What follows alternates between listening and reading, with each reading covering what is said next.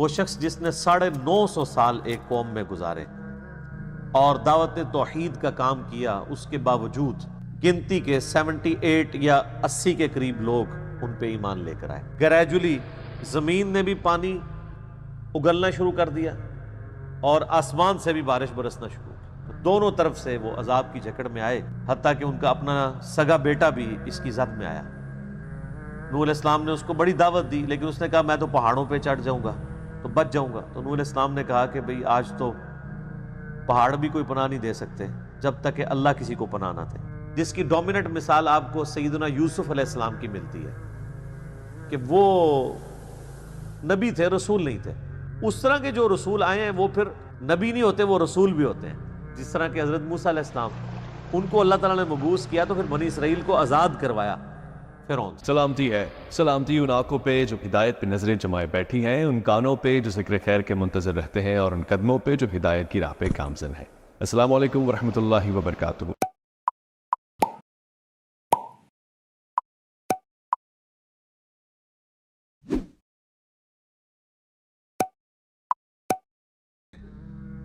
سورہ نوح جو ہے یہ قرآن حکیم میں اس اعتبار سے ایک منفرد صورت ہے کہ یہ ایک پیغمبر کے نام کے اوپر ہے، اور یہ پوری کی پوری صورت سینٹرڈ اراؤنڈ ایک شخصیت کے ہے، سیدنا نوح علی نبینا وعلیہ الصلوۃ والسلام۔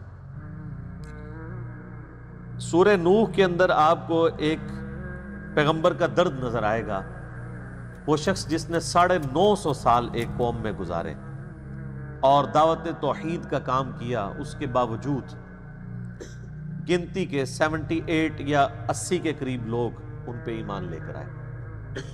اور جب اتنی لمبی دعوت و تبلیغ کا کام کوئی شخص کر چکا ہو تو وہ جسٹیفائی ہے کہ وہ اینڈ پہ پھر اللہ تعالیٰ سے عذاب مانگے کہ اے اللہ، جو تیرا وعدہ ہے کہ تو اپنے پیغمبروں اور ان کے ماننے والوں کو بچائے گا، ان کے مخالفین کو تباہ و برباد کرے گا، تو اب وہ وقت آ گیا ہے کہ میں نے ان کو ہر اعتبار سے دعوت و تبلیغ کا کام کر کے سچائی ان پہ واضح کر دی ہے، اس کے باوجود ان لوگوں نے سچائی قبول نہیں کی، لہٰذا انہیں تباہ و برباد کر دیا جائے۔ سورہ ہود کے اندر بھی سیدنا نوح علیہ السلام کی قوم کی جو برے اعمال ہیں، پھر ان کے اگینسٹ اس قوم کی تباہی کا ذکر آتا ہے۔ وہ تفصیلات تو اس صورت کے اندر موجود نہیں ہیں، جس میں نوح علیہ السلام الٹیمیٹلی دعوت و تبلیغ کرنے کے بعد ان کو ایک الٹیمیٹم دے دیتے ہیں کہ اب تم پر اللہ کا عذاب آ جائے گا، اور اللہ کے حضور دعا بھی کر دیتے ہیں، جو دعا اس صورت میں بھی انشاءاللہ آ جائے گی۔ پھر اللہ تعالیٰ وحی کے ذریعے نوح علیہ السلام کو بتاتا ہے کہ اس کی نشانی یہ ہوگی کہ ایک تندور ہے وہ پھوٹے گا، یعنی سب سے پہلے تندور میں سے پانی کا چشمہ نکلے گا، اور وہ یہ علامت ہوگی کہ اب یہ عذاب کا سلسلہ شروع ہونے لگا۔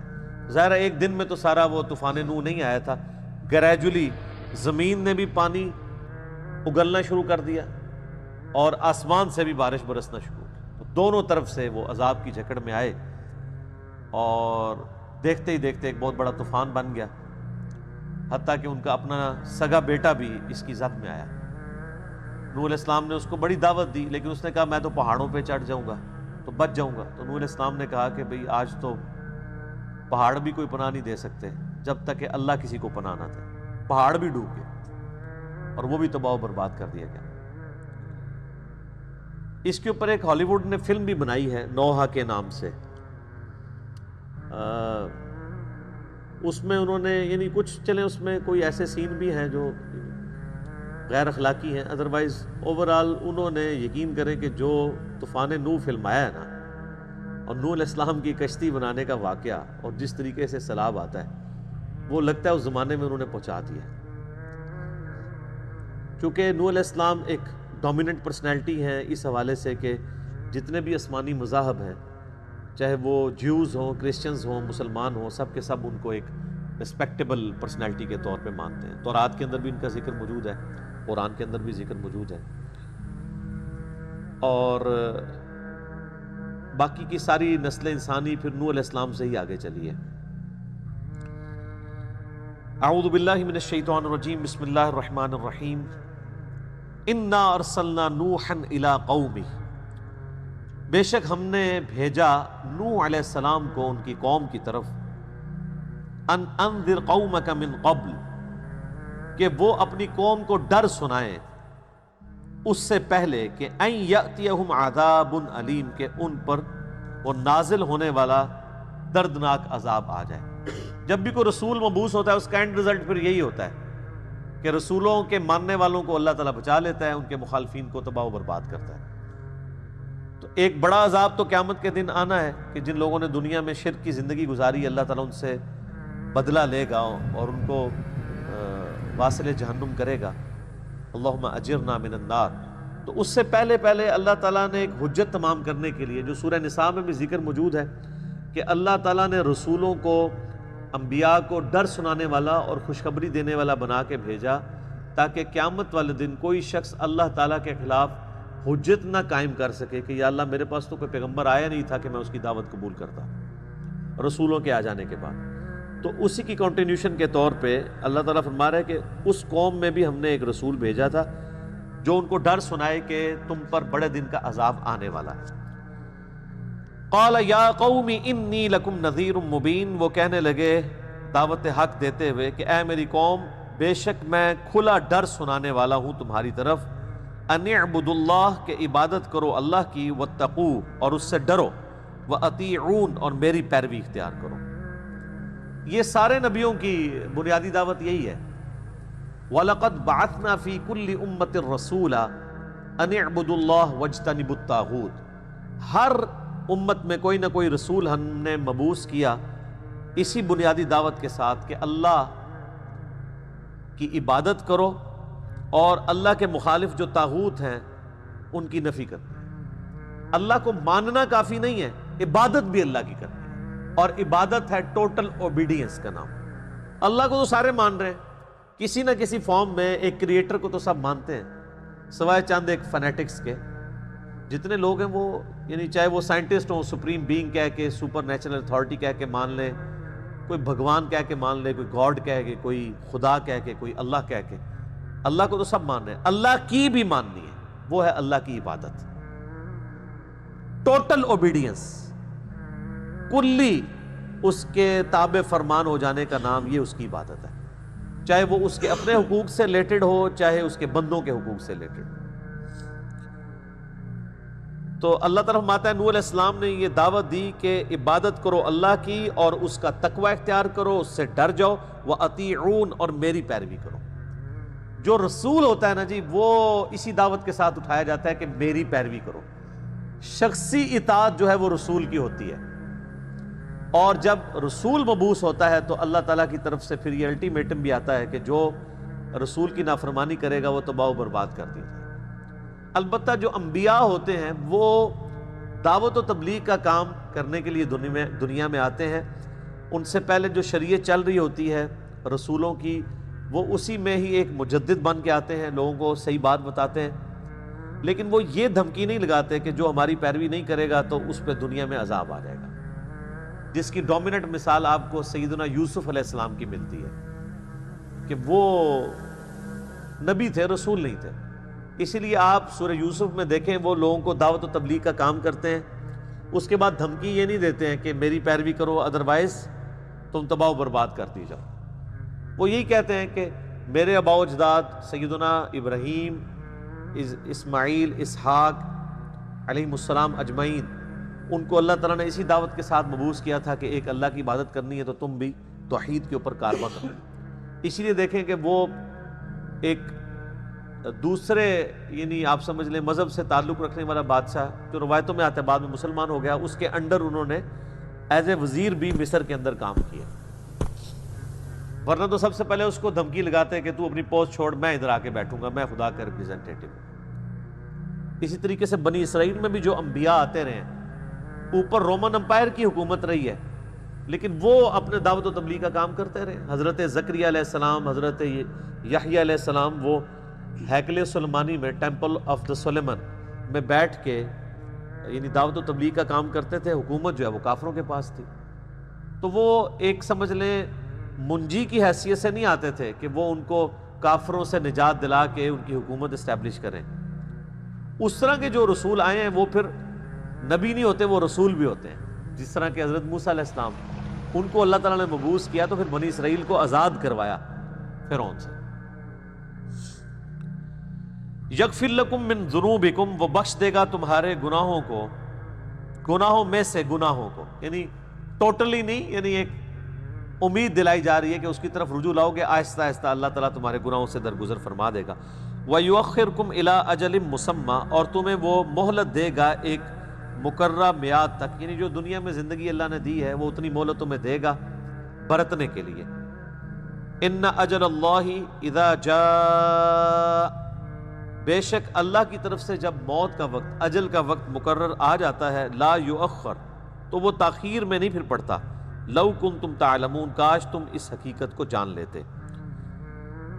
یہ تو ان کی بنیادی دعوت پہلی 4 آیات کے اندر اللہ تعالیٰ نے بیان کر دی ہے. اب حضرت نوح علیہ السلام کا نوحہ شروع ہوتا ہے. یہ نوحہ لفظ کو برا نہیں ہے اگر اس کے اندر وہ ماتم والا معاملہ نہ کیا جائے.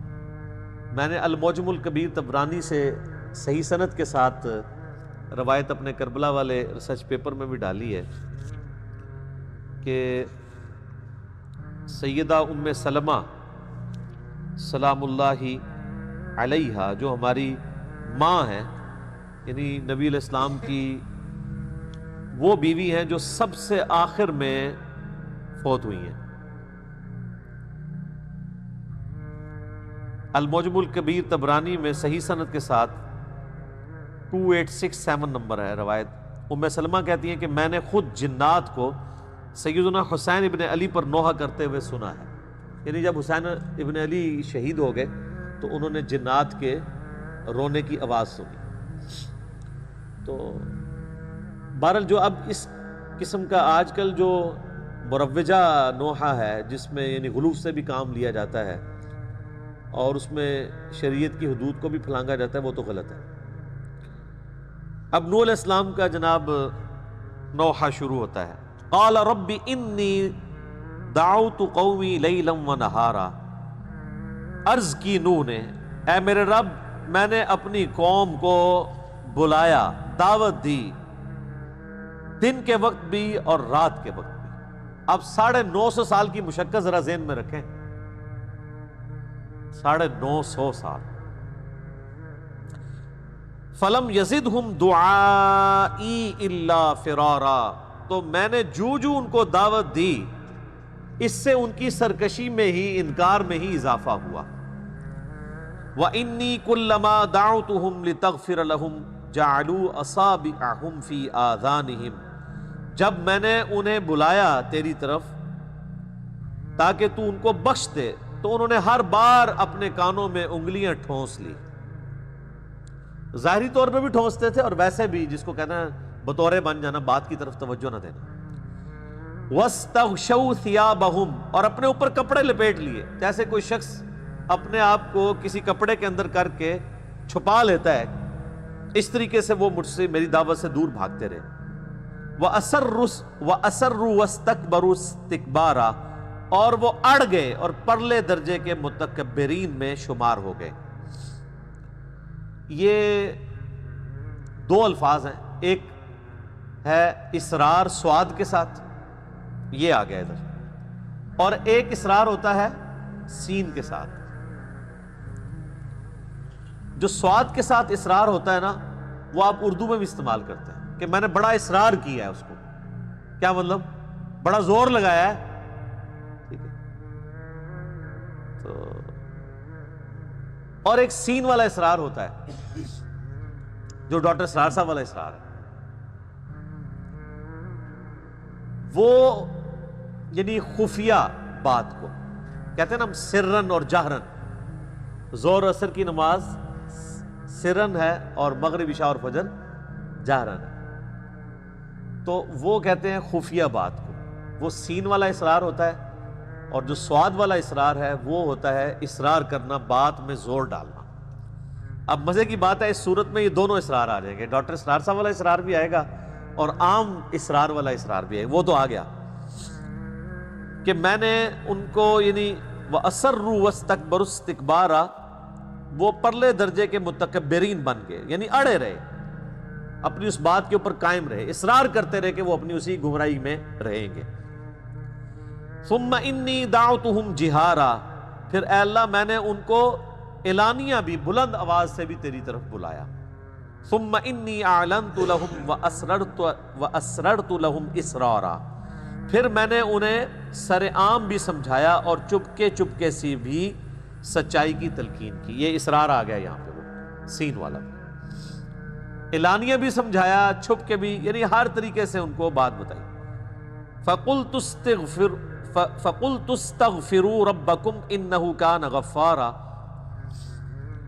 اور میں نے ان کو یہ بھی کہا کہ اپنے رب سے معافی مانگ لو، یعنی ابھی وقت ہے، بے شک وہ بخشنے والا مہربان ہے۔ يُرْسِلِ السَّمَاءَ عَلَيْكُمْ مِدْرَارًا، اگر یعنی تم اس کی یعنی تابع فرمان مانتے ہو تو يُرْسِلِ السَّمَاءَ عَلَيْكُمْ مِدْرَارًا، وہ تم پر آسمان سے موسلا دھار بارش نازل فرمائے گا۔ اگلے زمانوں میں اس چیز کی تو بڑی امپورٹنس تھی نا، اب تو ہم عادی ہو چکے ہیں۔ یہ تو کبھی بارش نہ آ رہی ہو تو پھر پتہ چلتا ہے کہ بارش کی کیا اہمیت ہے۔ انسانیت کا سارا رزق جو ہے وہ ڈیپینڈنٹ ہی بارش کے اوپر ہے، بارش نہ ہو تو فصلیں نہیں اگ سکتی۔ تو نوح علیہ السلام کہہ رہے ہیں کہ میں نے ان کو کہا اللہ کی طرف رجوع لاؤ، وہ تم پر بارش نازل فرمائے گا، تمہیں یعنی کھیتی اور ہریالی تمہارے سامنے آئے گی، اللہ تعالیٰ تمہیں رزق سے نوازے گا۔ وَيُمْدِدْكُمْ بِأَمْوَالٍ وَبَنِينَ، اور تمہاری مدد فرمائے گا وہ مال کے ساتھ بھی۔ ظاہر ہے کہ مال میں اب یہ مویشی بھی آتے ہیں اور زراعت کا سارا سامان بھی۔ مویشی اگر آپ نے پالے ہوئے ہوں اور فصلیں نہ اگ رہی ہوں تو مویشیوں کو آگے کیسے پالیں گے؟ تو سارے کا سارا سرکل جو ہے وہ اللہ تعالیٰ چلا رہا ہوتا ہے بارش کے ذریعے۔ وہ تمہاری مدد کرے گا مال کے ذریعے، وبنین، اور بیٹوں کے ذریعے۔ وَيَجْعَلْ لَكُمْ جَنَّاتٍ وَيَجْعَلْ لَكُمْ أَنْهَارًا، وہ تمہارے لیے باغات بھی بنا دے گا اور تمہارے لیے نہریں بھی۔ یعنی دنیا میں برتنے کا سامان یہی ہے نا۔ یہ تو اب چونکہ ہم لوگ ذرا انسانیت شفٹ ہو چکی ہے، اس لیے ہمیں ڈائریکٹلی انوالومنٹ نہیں ہوتی اس طرح کی چیزوں میں، لیکن الٹیمیٹلی ہم سب کے سب لوگ اپنی ایفرٹس انہی کے لیے پٹ کر رہے ہوتے ہیں۔ صرف کسان ہے جو ڈائریکٹلی پٹ کر رہا ہوتا ہے، باقی بھی کر رہے ہوتے ہیں لیکن انڈائریکٹلی۔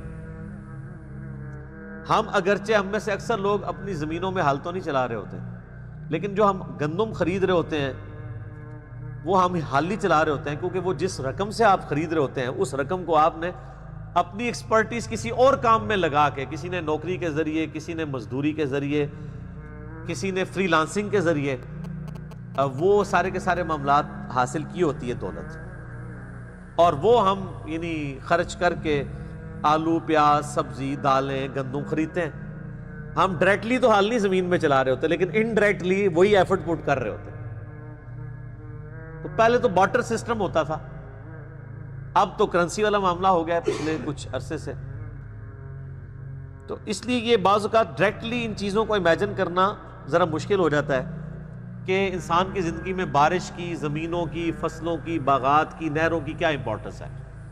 یہ تو ان سے پوچھیں جو ڈائریکٹلی اٹیچ ہیں۔ ویسے تو ہم بھی اٹیچ ہیں انڈائریکٹلی، لیکن چونکہ ہم تک وہ ایفیکٹ نہیں پہنچ رہا اس لیے پتہ نہیں چلتا۔ یہ تو گندم جو ہے وہ گندم اگر شارٹ ہو جائے مارکیٹ کے اندر تو جناب یہ سنیارے کیا بیٹھ کے سونے کی ڈلیاں کھائیں گے؟ یا جو لوگ کپڑے بیچ رہے ہیں تو وہ کپڑے کی ٹاکیاں کاٹ کاٹ کے کھانا شروع کر دیں گے، ہاتھ پاؤں پڑ جائیں گے سب کو۔ پھر ان کو پتہ چلے گا یہ نہری نظام کیا ہے، یہ ڈیم کیوں ضروری ہے، بارش ٹائم پہ ہونا کیوں ضروری ہے۔ اگر نہیں ہوگی تو زمین نہیں اگائے گی، زمین نہیں اگائے گی تو ہم کہاں سے کھائیں گے۔ لیکن ڈائریکٹلی اس کے افیکٹو وہ کسان ہوتے ہیں جو اس پہ محنت کر رہے ہوتے ہیں۔ ہم اس وقت افیکٹو ہوتے ہیں جب وہاں پہ کوئی پرابلم آنا شروع ہو جائے، ادروائز یہ ساری کی ساری چیزیں آج بھی اسی طریقے سے ہیں۔ یعنی یہ نہیں ہوگا کہ انسان ترقی کر گیا تو اب انسان نے جو ہے مٹی کھانا شروع کر دی ہے یا انسان نے لوہا کھانا شروع کر دیا ہے۔ آج سے 10,000 سال پہلے کا انسان بھی گندم کھاتا تھا، چاول کھاتا تھا، مچھلی کھاتا تھا، آج کا انسان بھی وہی کھاتا ہے۔ فاسٹ فوڈ میں بھی آپ جو کچھ کھا رہے ہوتے ہیں سب کچھ زمین کی اجناس ہی ہوتی ہیں نا، انہی کو مختلف ماڈرن فارمز کے اندر پیش کیا جاتا ہے۔ یعنی اگر آپ سموسا بھی کھا رہے ہیں تو ڈائریکٹلی تو آپ کو نہیں لگے گا کہ سموسا زمین میں سے اگا ہوا ہے، لیکن سموسا زمین میں سے ہی اگا ہوا ہے۔ سموسے کے اندر جو کچھ ڈل رہا ہے وہ سب کچھ زمین سے نکلا ہوا ہے۔ اس کے اندر اگر مرچ ڈل رہی ہے وہ زمین سے نکلی ہوئی ہے، اس میں آلو ڈال رہے ہیں وہ زمین سے نکلے ہوئے ہیں۔ اور اس کا جو باہر کا خول ہے بیسن کے ذریعے، وہ زمین میں سے دال نکلی ہوئی ہے جس کو کوٹا گیا ہے، وہ بھی زمین سے آ رہا ہے۔ جس تیل کے اندر اس کو آپ بھون رہے ہیں وہ بھی الٹیمیٹلی زمین سے آیا ہوا ہے، چاہے وہ بناسپتی ہو یا کنولا ہو یا کوئی بھی ہو، الٹیمیٹلی سورس جو ہے وہ انسان کا، وہ زمین ہے۔ تو جب بندہ تفکر کرتا ہے پھر ان چیزوں کی اہمیت کا پتہ چلتا ہے۔ ما لکم لا ترجون للہ وقارا، تمہیں کیا ہوا ہے کہ تم اللہ کی عزت اور عظمت اور جلال، اس کی جو یعنی وقار کرنا چاہیے اس کی پرواہ نہیں کرتے۔ وقد خلقکم اطوارا، حالانکہ اس نے تمہیں کئی مرحلوں سے گزار کر پیدا کیا ہے۔ اللہ تعالیٰ کی واقعی وما قدر اللہ حق قدری، انہوں نے اللہ کی قدر نہیں جانی جیسا کہ جاننی تھی۔ میں رات کو بھی بھائیوں سے ڈسکشن کر رہا تھا کہ جسے خدا کا تعارف ہو جائے نا وہ شرک نہیں کر سکتا۔ شرک کی بنیادی وجہ ہی یہ ہے کہ اللہ کا تعارف نہیں ہے۔ یا اللہ کا تعارف ہو جائے یا انسان کو اپنی کمزوری کا پتہ چل جائے۔ جو انسان کھانے پینے کا محتاج ہو اور کھانے پینے کے بعد اس کھانے کے ہضم ہو کے اپنے جزو بدن بننے کے اور پھر باہر نکلنے کا بھی محتاج ہو، اور پھر ہر 24 گھنٹے میں ایک دفعہ سونے کا محتاج ہو، سوئے بغیر اگلے 24 گھنٹے میں پرفارم نہ کر سکتا ہو، یعنی جس کے ساتھ کھانا پینا، پیشاب اور نیند جڑی ہوئی ہے، وہ انسان کتنا کمزور ہے۔ دنیا کا کوئی بڑے سے بڑا بزرگ جس کی بزرگی کا لوگ راگ لاپتے ہیں، وہ ان 3 چیزوں سے اپنے آپ کو بے نیاز کر کے بتائے، کھانے پینے سے، پیشاب سے اور نیند سے۔ ویسے آپ کو ضرور کہانیاں کو کراتے رہیں جی اتنے سال سے کوئی نہیں سویا، یہ نہیں ہوا، وہ نہیں ہوا، تو وہ کہانیاں آپ بیان کرتے رہیں، یہ انسان کی بیسک نیڈز ہیں، اس کے بغیر انسان آگے پرفارم نہیں کر سکتا۔ اسی لیے اللہ تعالیٰ نے اپنا تعارف کرواتے ہوئے ان چیزوں کا ذکر کیا ہے۔ آیت الکرسی میں کیا فرمایا؟ لا تأخذہ سنۃ ولا نوم، اللہ تعالیٰ کو نہ نیند آتی ہے نہ اونگ آتی ہے۔ یہ انسان کی کمزوری ہے۔ کھانا پینا انسان کی کمزوری ہے، پیشاب انسان کی کمزوری ہے، اور سب سے بڑی کمزوری موت۔ اور اللہ تعالیٰ میں یہ کمزوری نہیں، هو الحی القیوم، خود سے قائم ہے، خود سے زندہ ہے، ہر چیز اس نے تھامی ہوئی ہے۔ تو جب یہ تعارف ہونا اللہ کا اور انسان کی کمزوری کا پتہ ہو، پھر آپ کسی بزرگ کو، بڑے سے بڑے بھی بزرگ کو کس نظر سے دیکھ رہے ہوں گے؟ اسی طریقے سے جس طرح آپ ایک انسان کو دیکھتے ہیں۔ جس طرح عام انسان پیشاب نہیں روک سکتا وہ بھی نہیں روک سکتا، جس طرح عام انسان اپنے آپ کو نیند سے بے نیاز نہیں کر سکتا وہ بھی نہیں کر سکتا، جس طرح عام انسان کھانے پینے کا محتاج ہے وہ بھی کھانے پینے کا محتاج ہے، جس طرح عام بندہ بیماری اور پریشانی کے اندر دوائی کا محتاج ہے وہ بھی محتاج ہے۔ یہ علیحدہ بات ہے کہ آپ کو جب پریشانی ہوتی ہے تو آپ کو وہ تعویذات لکھ کے دے رہے ہوتے ہیں اور مزارات کا پتہ بتا رہے ہوتے ہیں، خود جب بیمار ہوتے ہیں تو ان کو آغا خان لے جاتے ہیں یا شفا لے جاتے ہیں۔ آج تک آپ نے کوئی بزرگ دیکھا ہے کہ بیمار ہوا اور اس کے مریدین اٹھا کے کسی دربار پہ لے گئے ہوں؟ تو اپنی عقلوں سے بھی ذرا کام لیں۔ مہنگے ترین ہاسپٹلز میں یہ لوگ علاج کرواتے ہیں، تو پھر لوگوں کو کہانیاں کراتے رہتے ہیں، باقی کہانیاں کروا رہے ہوتے ہیں۔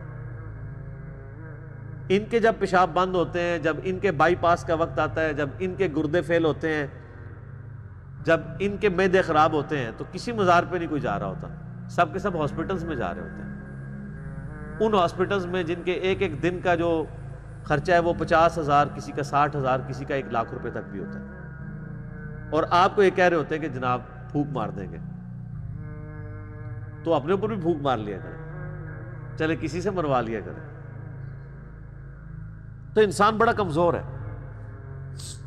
اس نے تمہیں کئی مراحل سے گزارا، یعنی انسان جو ہے وہ ایک بے قدر پانی تھا، اس کے بعد وہ رحم مادر کے اندر ایک جنین کی شکل میں رہا، پھر وہ 9 مہینے کے اندر اللہ تعالیٰ نے اسے ایک الٹیمیٹلی ایک تخلیق تک پہنچایا، اس میں 4 مہینے کے بعد اس میں روح بھی پھونکی گئی، پھر اس کو ایک مکمل انسان بنا کے جو ہے وہ دنیا میں نکالا، اور پھر اس کو نکلتے ہی گائیڈ کر دیا کہ دودھ پینے کا طریقہ کیا ہے، چھوٹے بچے کو اگر سکھانا پڑ جائے کہ دودھ کیسے پینا ہے، کوئی سکھا سکتا ہے اسے؟ اس کی انسٹنکٹ میں ڈال دیا کہ تم نے کیسے دودھ پینا ہے۔ اور یہ انسان کا بچہ تو بہت کمزور ہے، آپ ذرا جانوروں کے بچوں کو کبھی دیکھیں نا، یہ جو چوزے مرغیوں کے نکلتے ہیں نا چھوٹے چھوٹے انڈے سے، وہ نکلتے ہی دانا چگنے شروع کر دیتے ہیں، اور وہ پانی پینا ان کو طریقہ پتہ ہوتا ہے۔ مگرمچھ دیکھیں، یعنی دنیا میں چند